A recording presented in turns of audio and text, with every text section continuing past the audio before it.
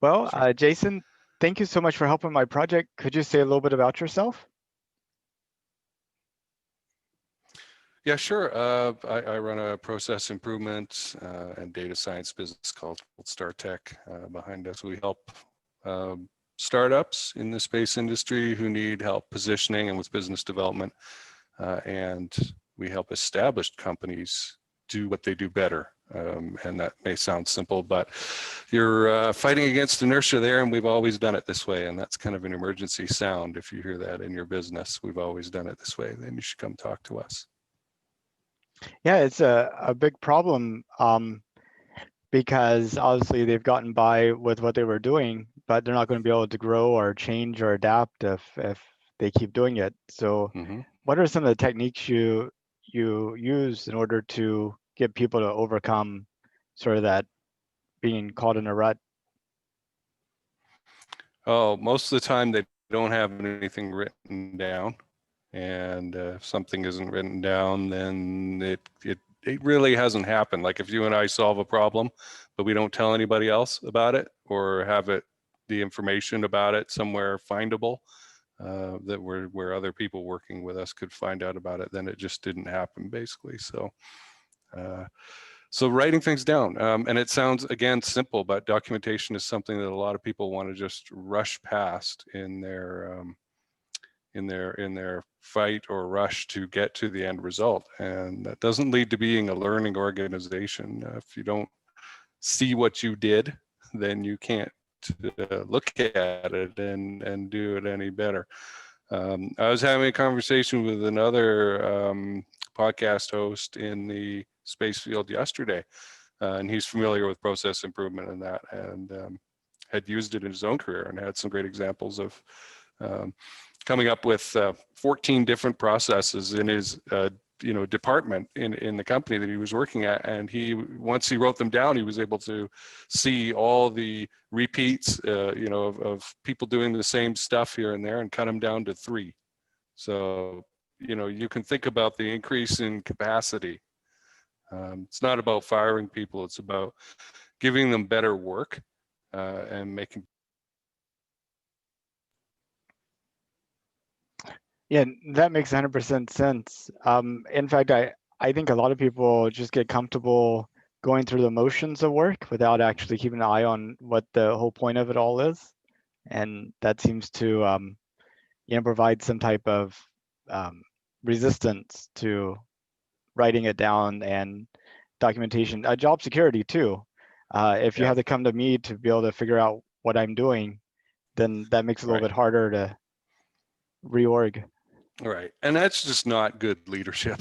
In that case, if and unfortunately, this is a situation that founders and CEOs are too often in, which is the firefighting position.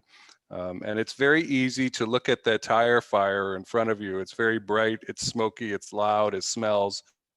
Everyone can see it, and think that that's where you're going to get your biggest bang for your buck. And on the Cold Start project in season 1, I've got an episode about finding the biggest bang for your buck in your business, and it's not there. Your business has been operating the entire time while that tire fire has been burning. And what should that tell you, right? And for those who can't make the leap, it means that that tire fire has absolutely nothing to do with the capacity or the pipeline flow of production in your business. The place to look is something that you think you've already taken care of. And just thinking about launch technologies and things like that, Mm-hmm. some of the earlier launches are more risky on one hand because you're trying something new, but on the other hand, it's you have people paying complete attention to every little detail. But then you start getting to a little operational mode, and you may have the process down, but you don't have the same attention to detail, and that's whenever you start running into maybe some issues like we've had in the past. It's possible. I mean, it's for some companies who have had launch failures recently. I haven't looked inside their businesses, so I can't say. You look at a SpaceX, and they have operational excellence, and it shows, right? When you can get a rocket up in space in under 25 minutes and launch 60 satellites. It's pretty impressive, right? I'm not a SpaceX fanboy, but I know excellence when I see it. And there it is. So, and I do know they have good systems at SpaceX. So they're definitely collecting data and looking at it and seeing how can we do better. Yeah, and it's kind of interesting. We talk about all the technology spinoffs that we hope to get from our space program, which was definitely evident with Apollo. But the technologies that are being used in mission control today and what have you are decades old, Uh-huh. and they're not bleeding edge. In fact, they're not even up to date.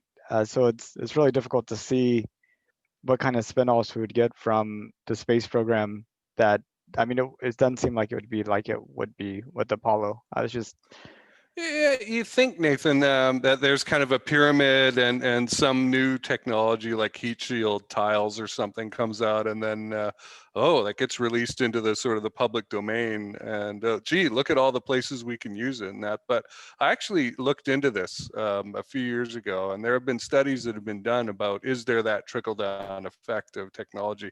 And it's not as impactful according to these studies as we would hope. So I don't see that as a great motivator for doing things. I look at space as as a function or not a means unto itself. I guess that wouldn't be the right wording, but platform for economies, right? Being able to make stuff in orbit in ways that we can't because of free fall. I don't want to say zero gravity because more Bajal will come after me. But I'm glad to see. bringing this stuff back down that we made up there in those environments, crystals, for example. Yeah. Yeah, I'm glad to see Moribaz made an impact. Looks like we're That having a bit of an internet connection issue. it's true. It's true. There's a bit of a Yeah, it lag. looks like we had a little bit of an internet hiccup there. Yeah, he's been quite influential. I got turned on to him by a former space development agency director, and it's been a year and a half of good conversations ever since.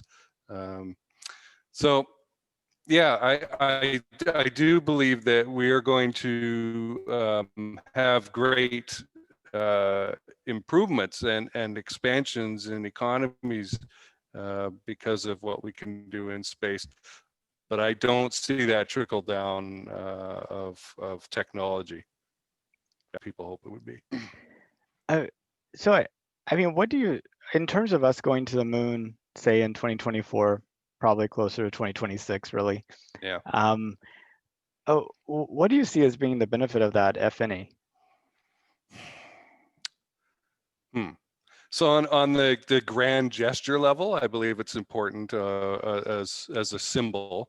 It's important. Humanity left to itself, I believe, would sit on its butt and want nice meals and to be pampered, taken care of, kind of thing. And so this gives us a symbolic opportunity to reach for something. And it is a challenge. It's something we haven't done in a long time. It requires in some cases technology that got lost, right? That hand forged engine type stuff, right? That where we've got to figure out how to do it again.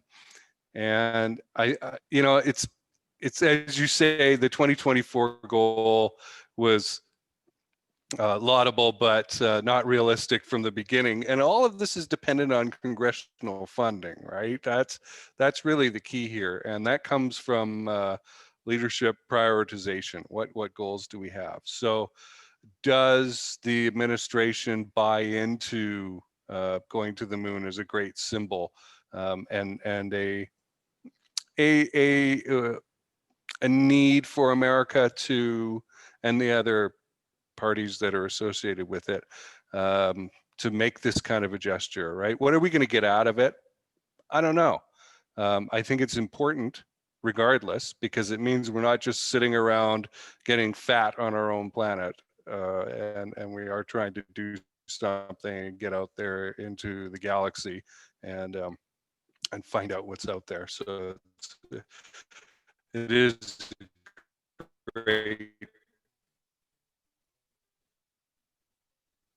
symbolic discovery process. Yeah, I mean, that's a good point. I mean, some people talked about us going, This is good.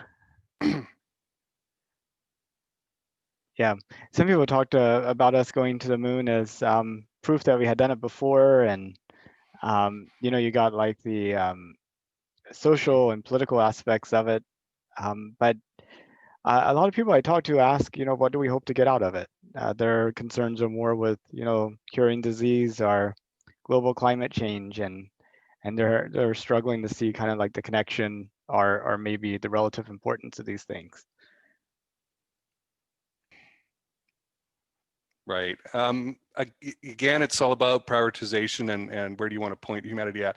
I believe that that's the non sequitur, that whole idea of why are we doing stuff in space when we could be doing stuff down on the planet. I don't believe it's an either or thing. I believe in abundance. I believe in unlimited resources, basically. If we have the will to do something, we can do it.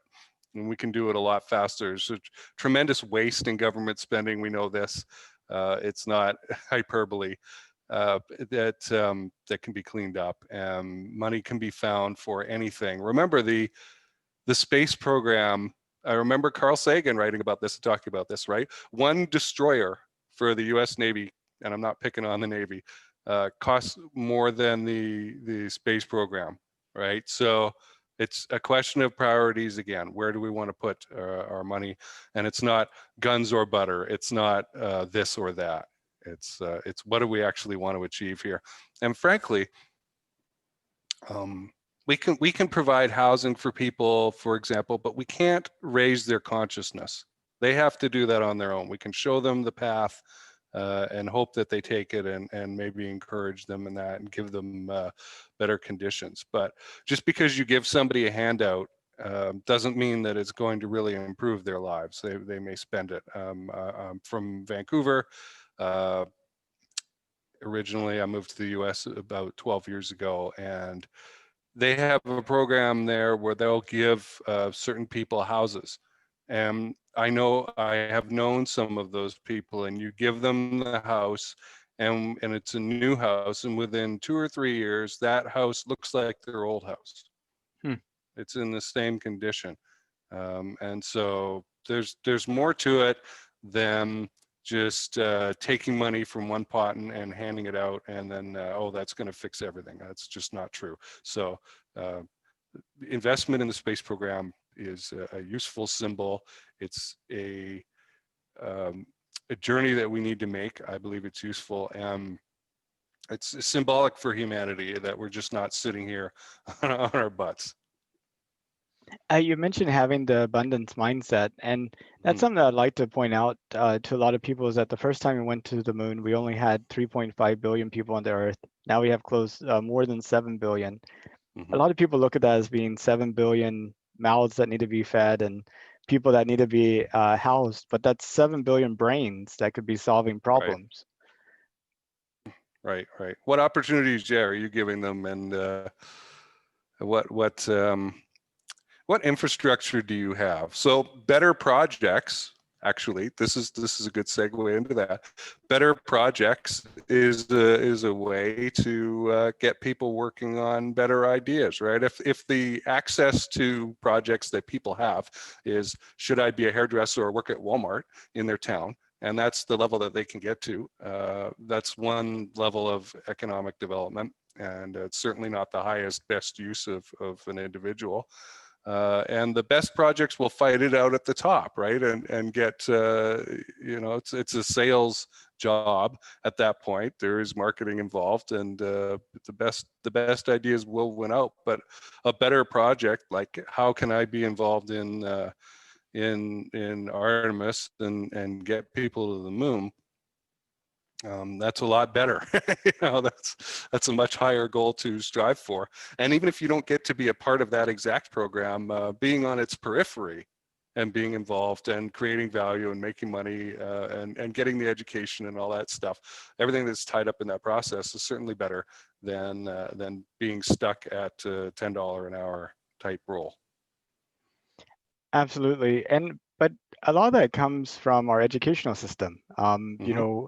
We've trained people very well just to sit in class and be quiet and scribble things on papers and Yeah. to try to get the answer that's most consistent with what's expected, but not to really think or to produce or to create or to organize. I mean, to what extent do you see kind of like our public education system as being something that's holding us back? Yeah. Now I have to say again, and I'm going to sound elitist and privileged, and I am, I guess. I was born in a very nice city in a very nice part of the world, and just got plugged accidentally into things. I didn't go through the American system. I went through the Canadian system. I didn't see racism up close until I moved to the United States. I'm sure there is latent racism in Canada, but you see it a lot faster up here in North Carolina, for example. So I can't speak to what American students learned, but I do know that the Canadian system is fairly similar. It's about sitting in classes, being orderly, regurgitating memorized information. It's not really about problem solving. That being said, I had some great teachers who I remember very well, who shaped my outlook and my belief in myself that I could go do things. So there are great teachers out there. But yeah, again, we're in a conversation now about school boards and politics and whatnot. That's pretty far outside the realm of,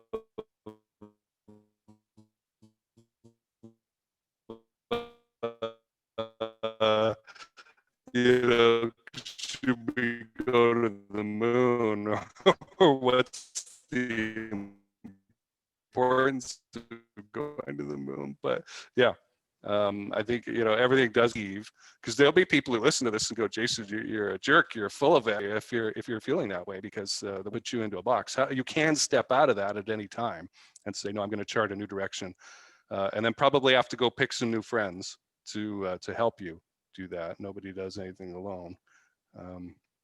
But yeah. So I'll agree with you that the education system is something that needs to be looked at.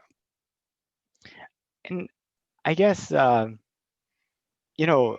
terms of going to the moon, most of the people that aren't in space that I've talked to have no clue that we're going. Mhm. Some of them think NASA's been shut down, or some even think that's where we've always been going. Every time they see humans launch into space, it's like, where else are they going? It's I've heard kind of like the gamut. Some say they knew that something was in the works, but they didn't know there was a specific like plan or deadline.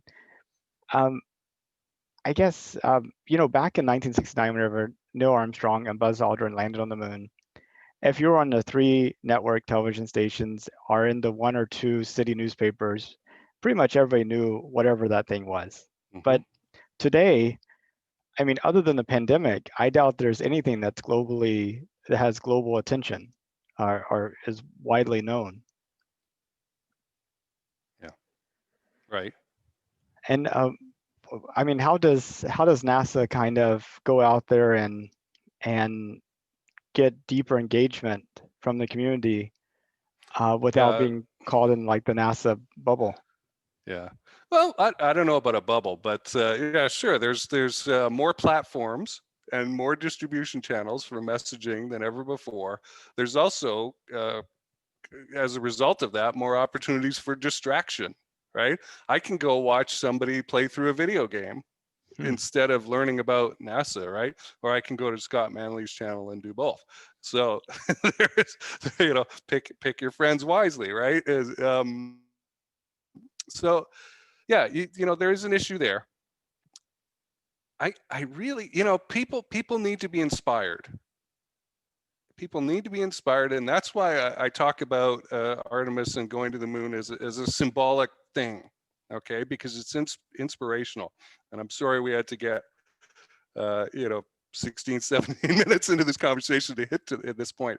But I think finally I'm able to articulate what I mean here. And so it is NASA's job and the government's job in supporting it to market this idea, this symbol, right, and inspire people and tell them that we're doing it. Some part of the budget or some kind of exchange needs to happen where we can promote um, this mission, and maybe some kind of incentive too to this topic, and get rewarded for doing so. Make it an incentive to talk about it. All right, so I think it's important. And you point out a key thing. You know, I'm interested in the food industry. I'm interested in trucking and distribution and that.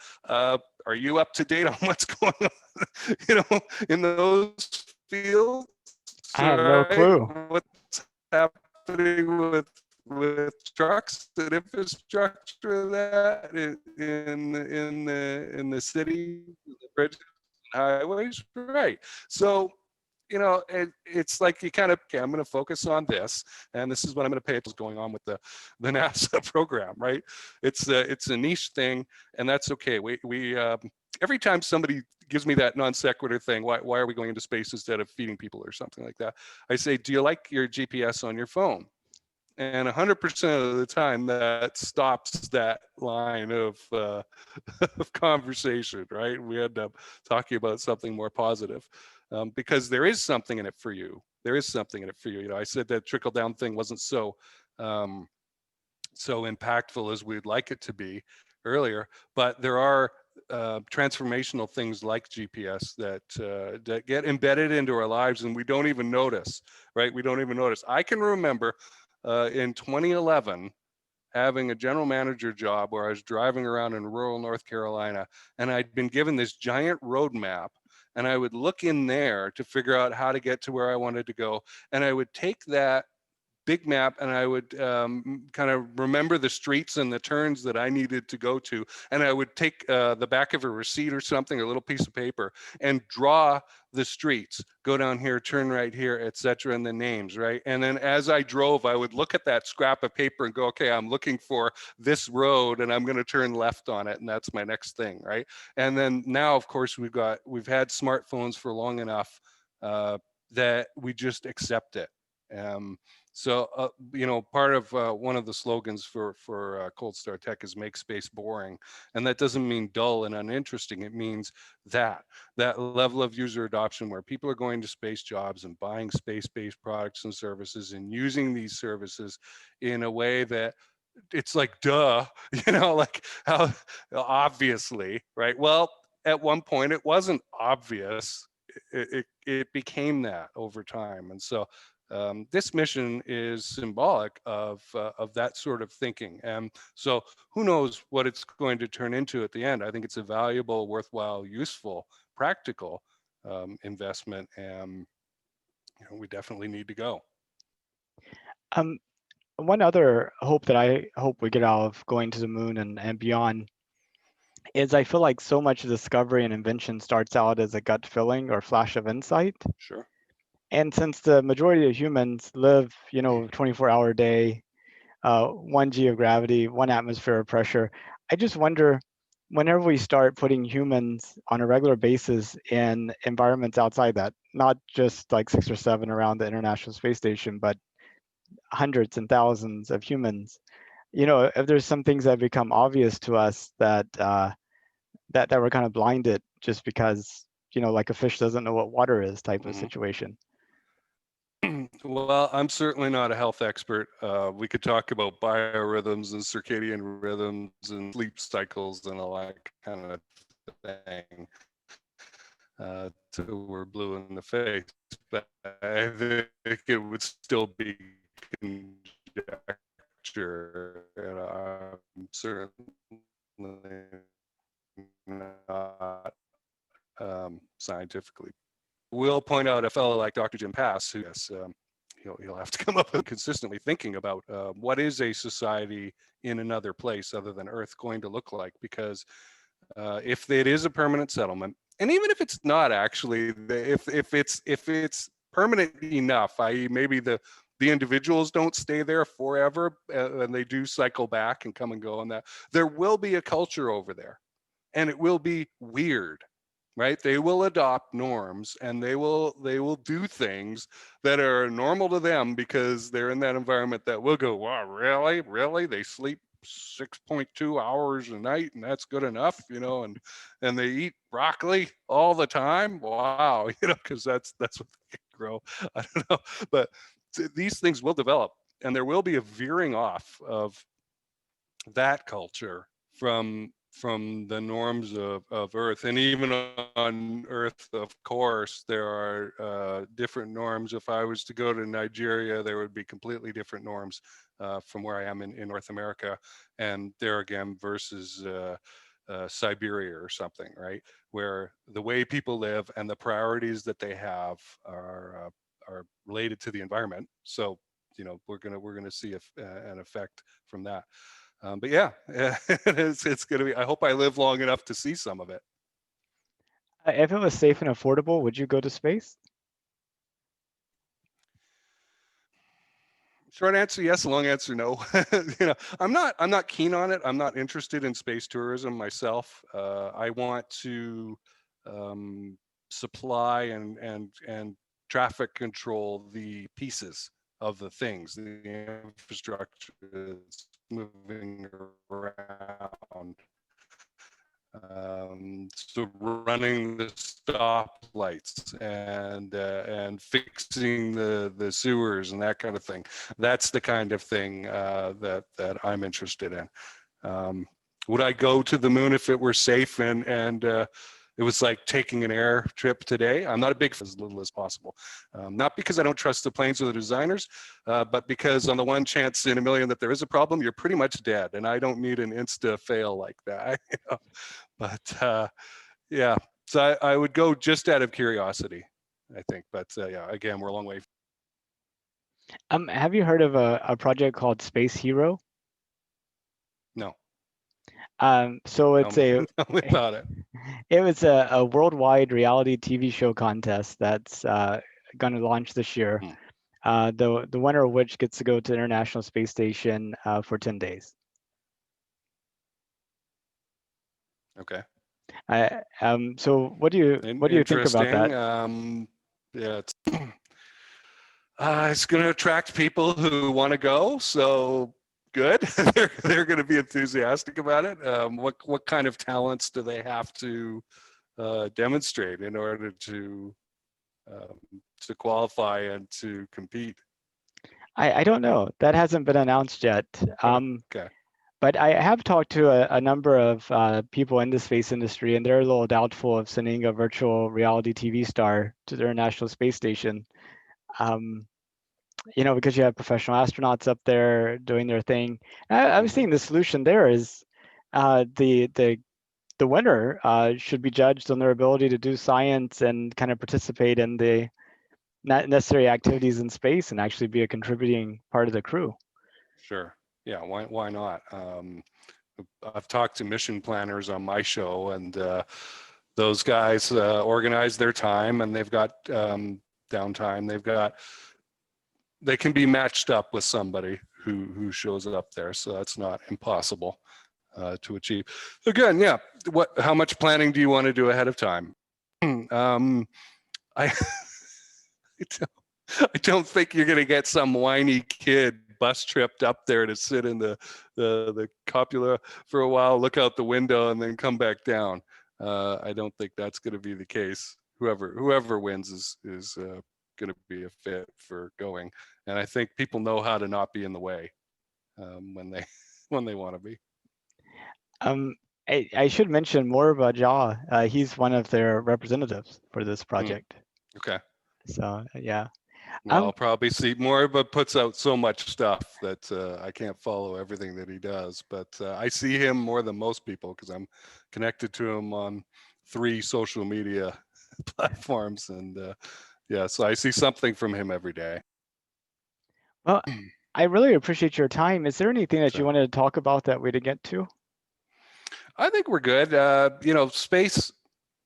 I'm all for the commercial side of the space industry, which is very nascent. There's a lot of great founders out there who have wonderful technical ideas, but no customers yet. And again, make space boring. We need to move that to where they do have customers. The business models are understood. Investors can is safely from outside the space sector invest in space. I just recently had a paper published on uh, the subject of space investing that I can link to, and what the challenges are of bringing in money from outside the space sector, because those folks tend to invest by magazine article, a nice launch picture, I'll put money in that, as one space sector venture capitalist pointed out in clear imagery. So uh, we do need to get to that point, and I'm excited to work with folks in the commercial space industry who have an idea of what they're about and where they want to go. Well, that sounds good. Well, I thank you so much for the work that you do over there at CodeStar Technologies and helping people to do process improvement, especially in the space sector. It's I think great things are in store for our future, and it's about continuing to pursue them. Yeah, well, we'll certainly have been around, Nathan, for when these guys get into their big boy companies and realize, oh wow, we need the help now and the infrastructure and that. So thanks for having me on. Well, you have a good rest of your day, and All talk right. to you soon.